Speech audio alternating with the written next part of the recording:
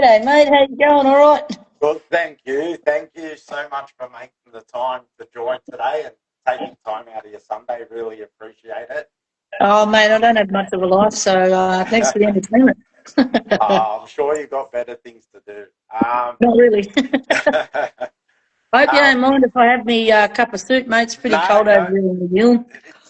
go for it, go for Thanks, it. mate. So, um, yeah, I just want to tell the viewers. Sandy and I don't know each other. I seen Sandy's story online and it intrigued me. So I reached out to Sandy to have her on the show, and obviously we're still a new and growing platform and trying to elevate combat sports here in Australia, use it as a positive platform for athletes' mental health and mental health in general. So, Sandy, your story intrigued me. I saw a couple of clips, started following you, and I thought I got to get her on the show. So here we are.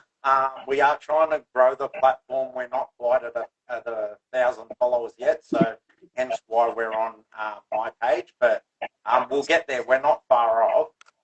But for those who don't know you, Sandy, tell them a little bit about your background in Muay Thai.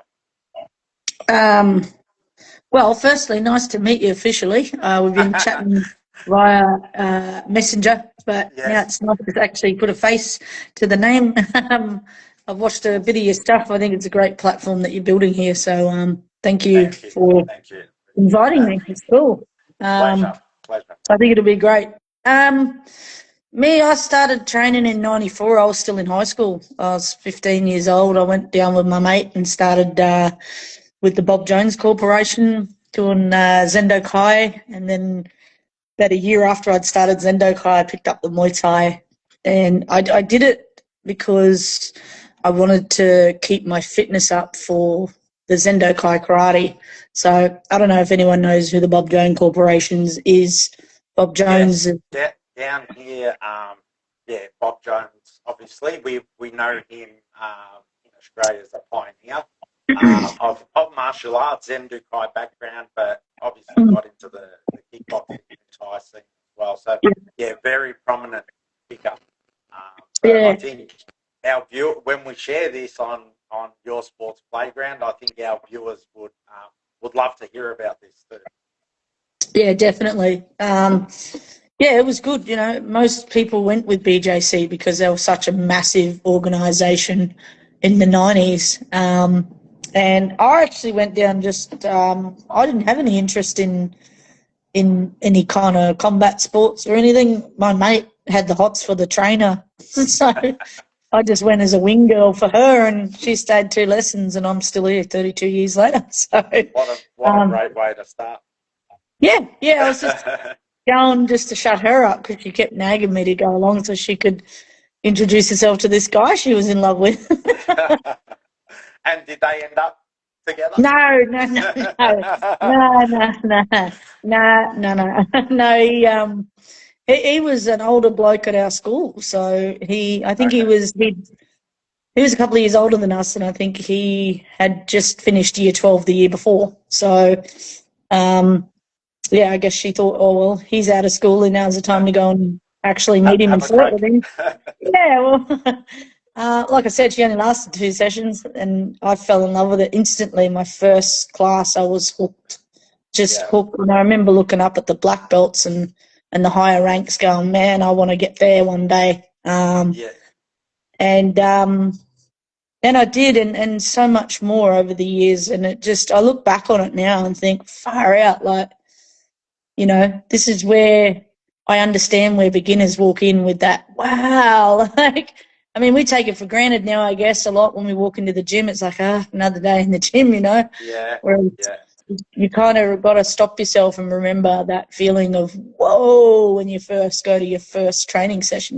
So, It's um, funny because you're guest number 3, and we've mentioned that all three conversations because yeah, you know what? We were once that person that walked absolutely. in and we were overwhelmed.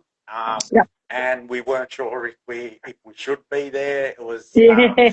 It was embarrassing to a degree. We like not knowing what others knew, and a little bit Yeah. of that uncomfortable. But you know what? From my experience, any gym I've been to, it's been so welcoming, and another reason for this platform as well is that a lot of fighters, athletes, people that are in gyms get perceived in a certain way, and Yes.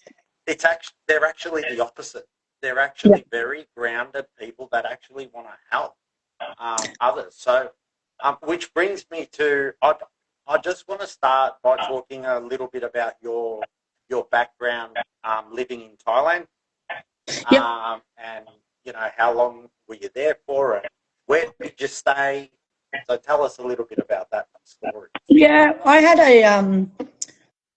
had a few trips over there, and I think my first one was with the BJC.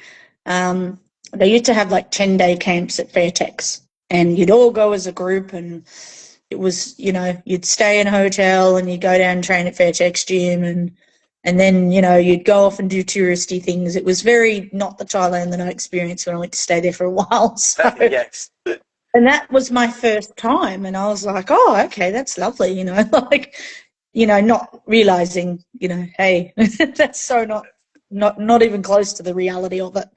Yeah. Um, and I had left the BJC and gone down to train at Bunshu Gym on the Gold Coast. That was way back at the first Bunshu Gym back in, it was at Mermaid Beach. And Shannon Forrester, he was like my hero, man.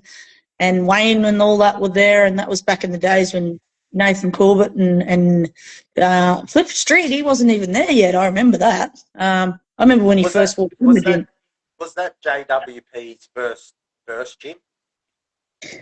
It was the gym that him and Shannon Forrester had built together. Yes, so yeah, there were yeah. 5 of them. There was Jim Loftus, Ray Matsumura, Wayne, Shannon, and another bloke. Oh, God, who was it? His name escapes me. There was another bloke involved. There were 5 of them involved. Yeah, and yeah. they all had different parts of Richard Vell from Boonshu. Apologies. Yeah. Richard Vell was also involved, and that was the guy who sponsored Wayne to go over to Thailand. And I think they have a very close relationship still. And that was the foundations of Bunshu Gym, was those 5 gentlemen started that gym. Wow. Yep. So there's a bit of background there for any JWP lovers that'll be watching this and co. Yeah. Who started that Bunshu Gym. Yeah, that's right. And I recently had lunch with Jimmy and Shannon recently with Nick from Punish, and it was just good to catch up. We're all older now, but it's nice to sit around and catch up with people from the old days. But yeah, I'd gone to Bunshu, and Shannon he was going back and forth he was fighting in Japan. Clayton Collier was there as well. There was heaps of people there. Yes. They were big, you know, big names in the probably 90s, I think. Yeah, I got 90s. To Bunshu in 2002. I started at Bunshu Gym. 2001 or 2.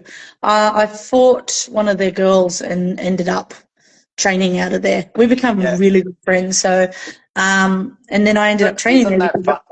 I got a flogging there. Isn't it funny how that happens? Like I was more prominent in Taekwondo, but I had about 15 kickboxing fights, and I think nearly every one of my opponents, we became like brothers, the best of friends. We supported each other.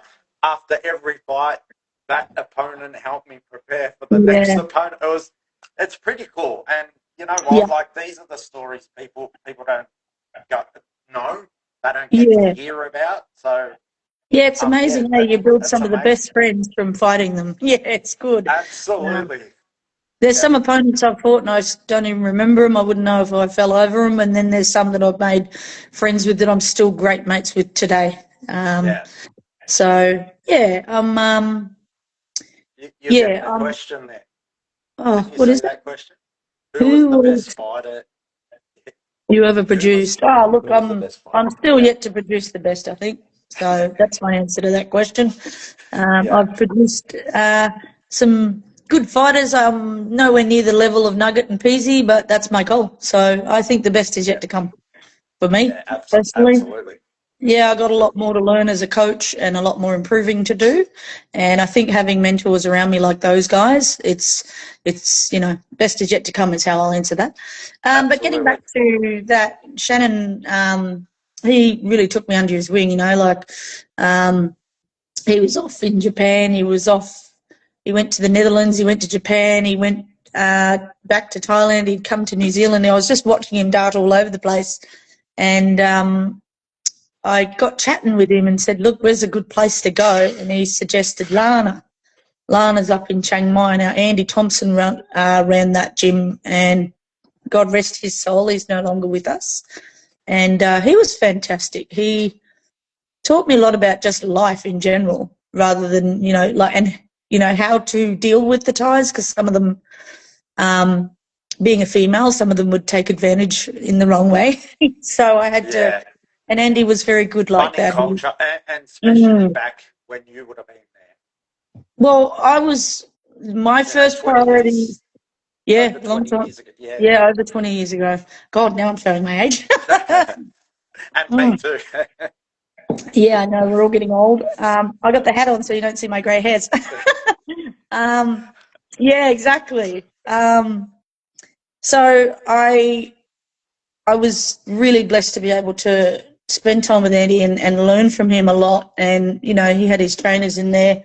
Um, and it was good, but I was not treated like one of the main fighters being a female. It was a very different world as opposed to what it is these days. I sometimes think, gee, I wish I could go now and be 20 something years old Yeah. now in my Yeah. prime and experience it for what the ladies get over there now.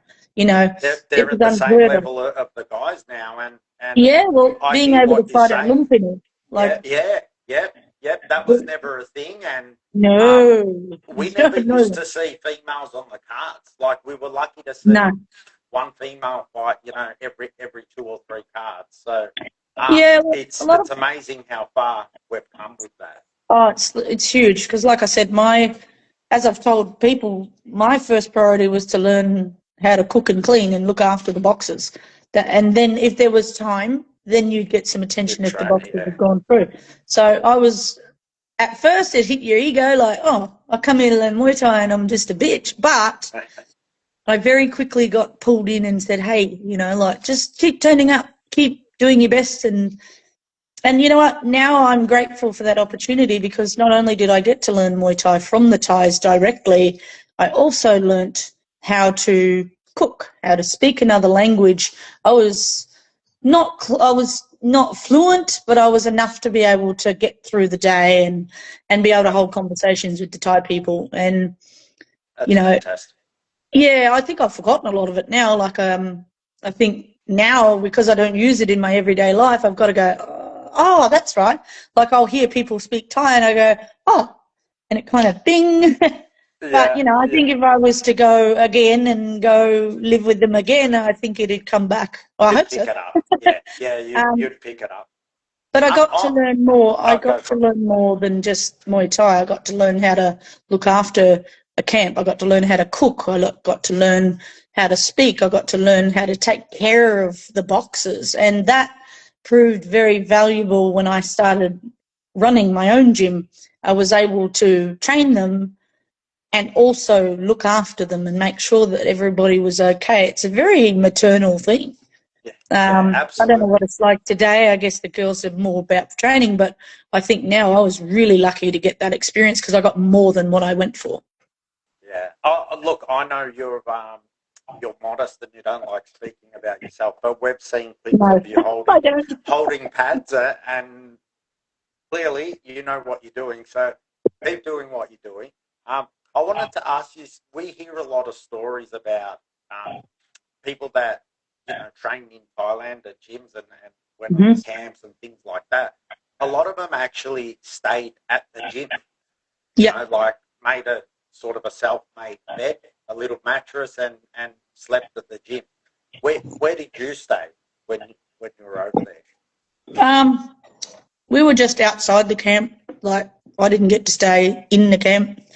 I don't think I would have wanted to be honest. I think as a lady, back then. Well, and that's the thing, without getting too deep into women's stuff, women go through things that you don't want to be in a group full of male. That's right. You know, I'll leave that there. No, we'll totally understand that. I don't want to gross the boys out, but I think for me, especially me, I'm personally a clean freak, and you feel disgusting over there as it is. And look, it's not flash. It was not flash at all. You know, it was still rough, but I needed that little bit of privacy. Being a woman, I needed that privacy, but you know, it was. I still had to adjust to those conditions. Like, that was hard for me. Being a clean freak and living in those conditions was very difficult for me personally, because I'm like, oh, damn it. Well, but you know what? I tell you what. To you for, you know, that many years ago, putting up with that sort of thing as a female in that environment. Not many did it back then. So I think you would have paved the way for others that had seen you and came and looked at she's there. I can be there. I think the heat and the sweating was the worst for me personally. Like, I never felt fully clean, because it's not like here you can go and have a hot shower and, you know, relax in a lovely bathtub. It's pretty rough. And being a female, especially around that time, you want to keep yourself nice and clean, and that's difficult. So I guess for girls that, you know, for a female, that's important. I mean, I guess that's the way I was raised. I was raised to keep yourself very clean, and when you can't, when you can't, that's a battle. That is a mental battle. I don't know about other ladies. I can't speak for them, but me, that was a big struggle for me, is not feeling completely clean. Was tough. You know, I mean, they were beautiful people, and I learnt a lot, but the hygiene was the biggest issue for me. Not issue, it was the biggest thing for me to learn to get used to. And you know what, you just do your best with it. You know? And people who have been in gyms, or even if you haven't been in a gym, what people have got to understand is that it used to be male-dominated, especially in Thailand, and well, it was back then. It was. It was. And, you know, you got smelly, sweaty hand wraps. You've got sweaty, smelly gloves. You've got sweat dripping off you. You know, all over the floor, all over the mats, whatever you're training on. If there probably wasn't mats back then, I don't know when you were over there. It was pretty, stinky and dirty. But, I mean, it was what it was, you know. I mean, it wasn't like I said, I guess I shouldn't put it as it was a struggle. It was just me personally, all I wanted to do was lie in a bath and stay there for, you know, but you can't. And you've got to keep clean, and also learning to eat properly too. Like, I remember Pipat smacking my hand the first time I sat down at the camp and ate, because we used to sit down and eat together, all as a family. We'd all sit on the sweaty mats, and it was my job to help the ladies prep the food and get it all ready for everybody, and then we'd sit down and eat together. And it's just, the Thais have multiple different dishes all in the middle of the you know, the circle of people eating. Everyone shares. Me being a little Aussie, I was just piling up my plate, you know, like, wow, I'll have this. And I remember Pipat smacking my hand like, hey, don't eat like the falang, you know. Take a little bit. Finish your little bit, finish, and then have it. So I had to learn, like, just not knowing and not being raised in that culture. You know, I grew up mostly with my dad as well, so I had big meals and I was used to piling my plate up, and that was, you know, I had to learn things that, just different things in their customary not to do, and it was good. I learnt a lot. Fantastic. Now, they, you know, nicknamed you Chang Noi. That actually wasn't come about? That wasn't a term of endearment. It wasn't. It was my style was to run forward like every Westerner and just smash, smash, smash. And they would, no, you Chang Noi, like little elephant, like just charging forward like a little elephant. And because Head I was down little, and go, go, go. yeah, I was dumb. I used to fight like a bull, really. Like, but even just slow down, like don't run at people, just slow down. And that's where Chang Noi come from. And I had lots of nicknames over there. I had Falang Dong, which meant pickle, and I had all sorts of. It was never like it was them giving me shit, really. And Chang Noi just stuck. And I didn't use it until only a couple of years ago. I got to. They all know me as Chang Noi, not Sandy. That's how well it started. Chang Noi, Chang Noi. And when I come back to Australia, no one knew me as Chang Noi. And when I shut my gym, Super Jai Gym, in 2023. I just couldn't afford it anymore. We'll talk about that later. But then I just wanted to keep training a couple of little fighters that wanted to keep going. So I wanted to put Super Jai down, and I'll explain that later. But now I thought, well, what am I going to call it? And I just went, oh, Chang Noi, that's me. And it's funny because the name's picked up again, and I get people at fight shows here in New Zealand go, oh, hi, Chang. I'm like, oh, it's not my name. My name's Sandy. I actually want to talk about that because that's something significant, and you've shared a little bit about that. So, Chang Noi Gym, you opened up. You were saving for a home. You finally had enough for a home deposit. So that was I don't sorry. want to do this. Yeah, I want to open up a gym, and I want to make it free for the community to come and train. Mm-hmm. So, talk to us about how and why that occurred. Well, if I could just correct you there, that was not Chang Noi. That was Super Jai Gym. Okay. Yeah, that was Super Jai Gym. So I became a coach in 2004, I think it was. Become a coach accidentally. I was working on North Stradbroke Island in Brisbane, and I was working at the pub doing security, and my boss also ran the local karate club, and the trainer then, I don't know, he couldn't do it anymore or something, so he said, look, while you're on Straddy working on the weekends, because I used to stay on the island, he said, can you do the karate in the mornings on the Saturday and then just go to work on a Saturday night? I said, oh, yeah, no worries. So I got to the karate club at the local hall, and I was greeted by a small group of people, but they weren't too happy with the last trainer. So, and then I sort of found out, things weren't being done correctly. They were being charged money for things that they weren't getting, and I just thought, you know what, I don't want anything to do with this, so I broke away. I just said, nah, we're not going to do first strike no more. So I said, look, I've got a better idea. I didn't want to teach karate. I wanted to do Muay Thai because I was an active fighter at the time. And I said, let's just do Muay Thai. And that gym, that little hall packed out on Stratty, like half the community rolled up. It was great. Yeah. I ended up with it was awesome. And a young kid walked in with his siblings and family and his dad. A kid by the name of Jai Burns walked through my door, and he had juvenile rheumatoid arthritis. And, there's a bit of a story with him. He was told that he wouldn't be able to walk by the time he was in his teens, and he was about 8 or 9 years old at the time. And so I took him under my wing and went, this poor kiddo. So, I wanted to get him a fight just so he could, so I trained him up and got a couple of fights for him, and I nicknamed him Super Jai after Super Chai, who was a big name in Thailand at the time. Yes, remember. Yeah.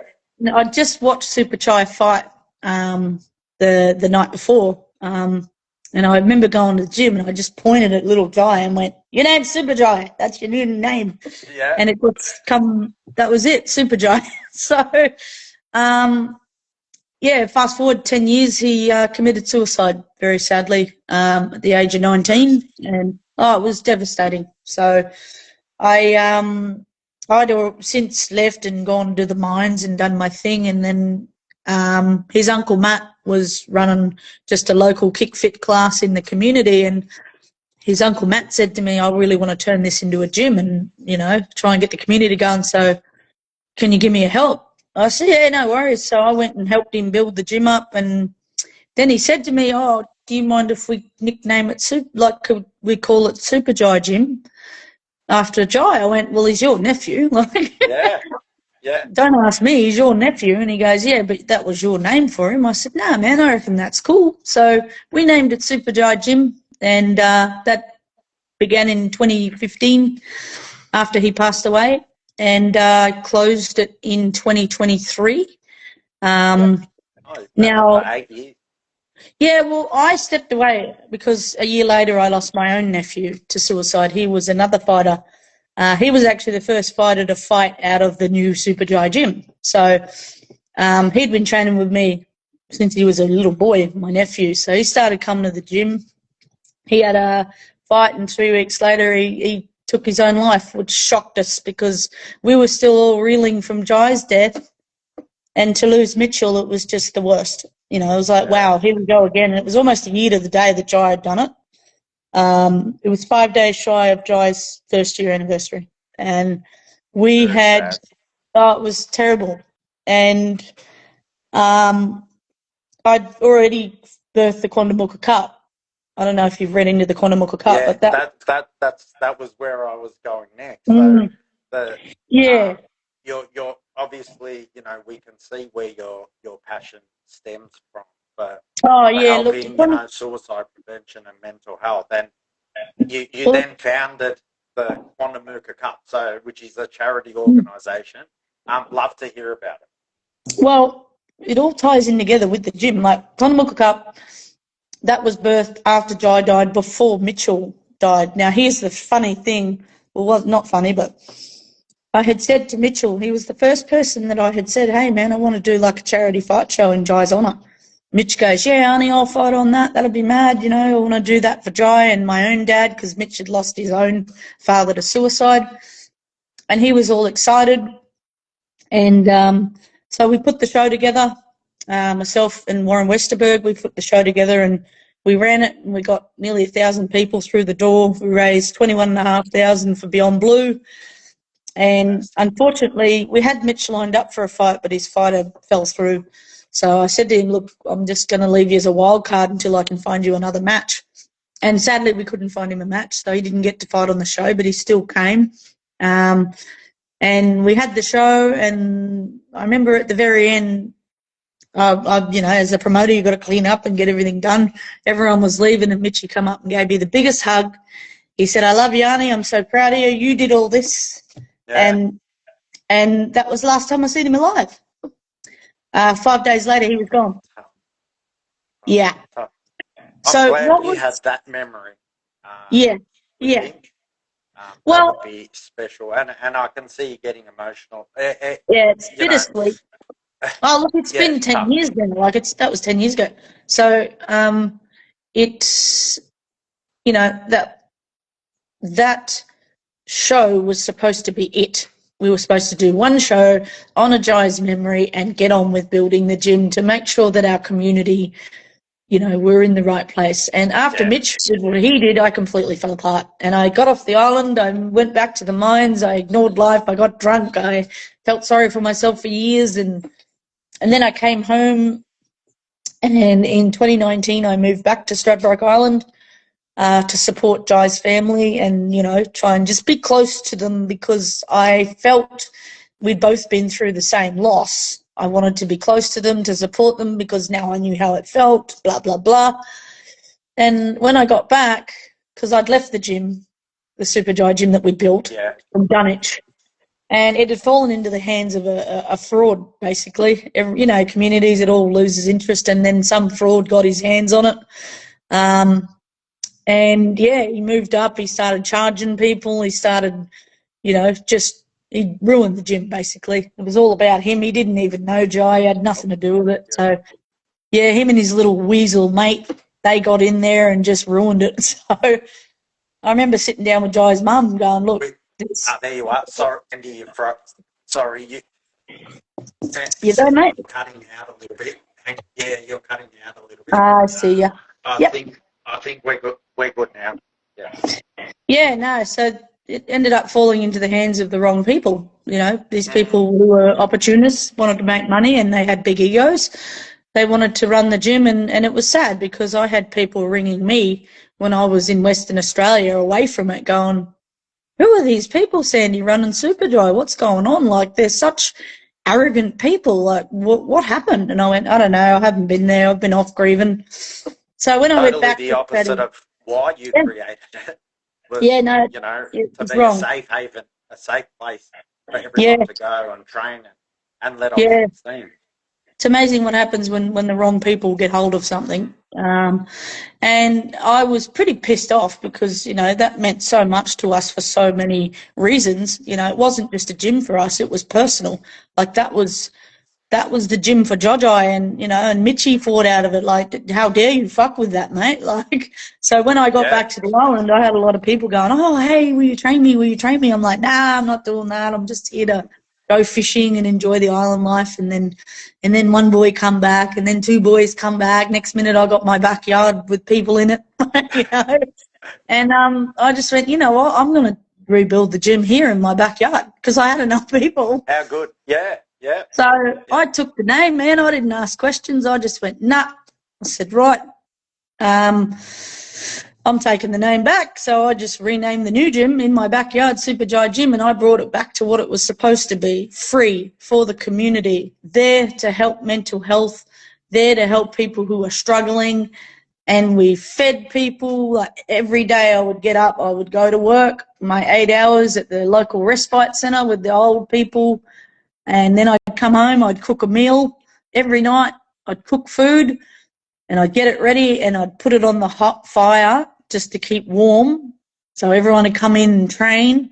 And we had people of all ages, right from 5-year-old kids right up to a 91-year-old lady. And because it was free, everyone jumped on it. You Yeah. know? Why wouldn't you? And you know, I, you know, you're such a special person. Like, um, you put other people first, you know, before yourself, clearly, and to create that sort of environment where people can come for free. You know, there's no strings attached. Just come, No. enjoy the company. As Look, I said, let off steam, and you might learn something and find your calling like we did with martial arts. well, I mean, I got to give a lot of credit to the community as well. The community were great. They got behind it. We had people, because it was expensive. I'd be spending $700-800 a week on feeding them. You know, because you know, when there's free food, they all Very come. hard. Yeah, not sustainable. No, and look, I was burning through all of my inheritance and my savings, and I was just going through it because I didn't like. It was stupid of me looking back on it because I just burnt it because I just wanted to keep this thing going. It was so important to me to keep it there for everybody else.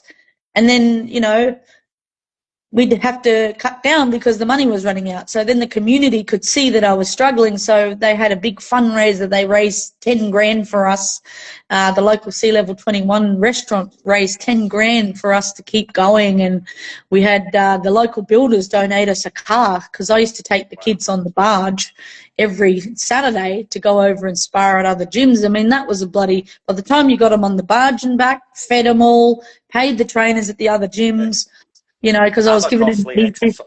Yeah, mate, it was bloody $300-400 weekend yeah, by the time yeah, you'd fed. yeah. So it was an expensive thing. And like now, look, in hindsight, looking at it, I went, mate, you so could have done that differently. But you know what? No regrets. It is what it is. I wasted probably 140 grand on that few years in the On gym, the exercise. Yeah, but the community helped as well. The local second-hand shop, they got behind it. St Mark's thrift shop, they donated 5 grand to us. Like, we had lots of help. We had the local builder donated us a car so I wouldn't have to pay the barge fare. yeah, You know, they gave us a car. It was an old little car, but it still yeah. got us to the It did gym. the job. And Mate, we were lucky. you know what? You spent that money, Mm. and again, you know, put the community before yourself. But I think you achieved what you set out to do, and that was to help everyone. And you know what? one life saved. And I bet you would have done it all again. So, and Yeah, I probably would. no doubt about it. And I can see that by the type of person you are. I wanted to. You've been vocal about Muay Thai being for all body shapes and sizes. You Yep. also mentioned ages. People were, coming in as toddlers into the gym and up to 90-year-olds. So, Yeah. and I've had the same experience in gyms. People from all walks of life, and like you said, all different shapes and sizes. And that's one thing I always loved about combat sports and martial arts. You look past that, and it's about what's in here. Tell me, like it's kind of special you've been vocal about it, because if anyone doesn't talk about it or say anything, no one knows. So No. The fact that you talk about it and are open about it is quite special. So tell us a little bit about that, and why are you vocal about it? Oh, look, well, you only got to look at me to realise why. I mean, I was very fit when I was a fighter, but, when I stopped fighting, I became unfit and, I relaxed too much. And then I got fit again and, I lost so much weight. Going to the mines, that's an unhealthy lifestyle. And when you've got, money in your pocket, you can buy whatever you want, as in food-wise, you can go and eat whatever you want. And bad habits, drinking beer, because I was working in bloody nearly 50-degree heat. So instead of going to the gym every afternoon, I'd go to the wet mess and smash a heap of beers and then go to sleep. And I was sitting in a crane for years. I wasn't really doing the physical stuff as to when I was rigging, so I just got bigger and bigger. And unfortunately, 10 years in mining, I developed a lung condition, which I will have for the rest of my life.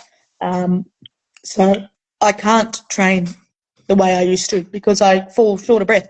Yeah. So I have to be very careful now because I can't and it's depressing, it's sad. I can't smash it like I used to. And I guess there's such a stereotype of people thinking that you have to be ripped and shredded to be able to walk into a gym. And I wanted to break that because I wanted to break that because I know that you don't have to be anything like that. You can be anyone you want to be. Just be respectful and be polite and be consistent. And that's all you got to do. Turn up. And I'm trying to give confidence to people who are built like me. Now, I know a lot of mine is self-inflicted, but it's hard for me to get it off now because I can't train the way I used to. So I have to be very careful what I eat. I'm currently on the weight loss journey again, and I've been through it a few times. I'm a food addict, man. I'm a bloody food addict. I am. I love food. And that's your challenge. But you stay. You're like a vocal about it. You stay in and around the Muay Thai scene, obviously. Yeah. And you know what? You might not be able to do what you used to, but you still get to live out your passion of holding pads or I'll be with you till I've I seen die. you still hit the bag and do things like that. So, keep doing what you do. It's I appreciate really it. special. And am I right in saying you're not drinking anymore as well? Is that no, I don't drink anymore. Cut that out. Yeah, well, I was terrible because I used to have a cigarette with the beer, but now that my lungs, I can't smoke anymore, which is a good thing. I never was a full-time smoker. I used to just have a smoke when I'd have a drink. And when I was drinking every day, I'd just smoke every day. And then that wasn't helping the lungs with breathing in the dust on mine sites. So I had to give up smoking, and that meant I had to give up drinking. And you know what? I don't miss it at all. I don't really feel like it anyway, so it's all good. Love that, and I love that you've chosen to do something about it. For sure. That's the biggest thing. I've only got a couple more questions for you. That's okay. I know it's a Sunday, and I don't want to take any more of your time. Okay. And I'm very grateful that you jumped on the show. And for people that don't know, you've got 20,000 followers online on your Instagram. So you are doing something right. People are interested in your story, and you're getting it out there. The message is getting out there, and we need to, as a community, do more about helping people with their mental health issues. And you know what? I spoke about this with my last guest as well. There, back 20 years ago when we were training, or 25 years ago, even 30 years ago, I'm showing my age now. Yeah, I know. There was no labels of depression. I'm not saying it wasn't around, but there were no label of depression or ADHD or anxiety and things like that. But people used to come into the gym and blow off steam, and that was their releasing, their positive endorphins and having a good time, so to speak. So from what I've experienced, the gym is a great environment. If you are going through a hard time, get to a gym. Get to a absolutely. gym. You will made to feel like, I'm sure wherever you go, you'll be made to feel at home, and you'll feel much better about yourself walking out. So, 100%. I wanted to ask you, Sandy. So, if in a sentence, if you can, what has what's the biggest lesson Muay has taught you? Ooh, oh, there's so many answers to that because I have so many lessons in this. But I guess, oh wow, I think it's taught me resilience. Apply the skills that you learn. I mean, being a fighter is not easy. It's not. And those who have fought or currently fight can absolutely resonate with that. It's not an easy life. And I think I wouldn't have gotten through the struggles in my personal life had I not taken this path of, choosing Muay Thai and being competitive in that sport. I don't think I would have been able to get through the challenges. It builds your mindset. And, I don't think I'd be sitting here today. And I think this is why I want to give back so much to the sport, because it saved me in so many ways that I can't even describe in a sentence, to be honest. I think people underestimate that about being, people that get so indulged in combat sports, whether it's Muay Thai, Zendu-Kai, Taekwondo, Karate, whatever it is. It does give you that. I don't know. It's a feeling that is very hard to explain, but belonging. Yeah. You belong. You belong to the combat sports community, and that's something really special. And I think that's what you're trying to explain here. I think. Go for it. Humility as well. I think now I'm glad I grew up in an era that I did when I was fighting when I did. As I said earlier on, I sometimes think, geez, what would it be like to be a female fighter now? And I guess I feel lucky because I'll be really honest, no one gave a shit about the females when I was fighting. No one cared. We were just there for them to wolf whistle at and a bit of entertainment, having a couple of girls on the card. No one really cared whether we won or lost. We were just there to look at. It was a novelty. So I guess I'm grateful to not have had the pressure on me. I always had a good time because there was no pressure, because no one gave a fuck, really. No one cared about the females. And you could just go out there, fight your best and go home, and no one cared. I wasn't in the position of your Shannons and Waynes and people on that level, and I never was. Whereas now females are under the same pressure and microscope as the males.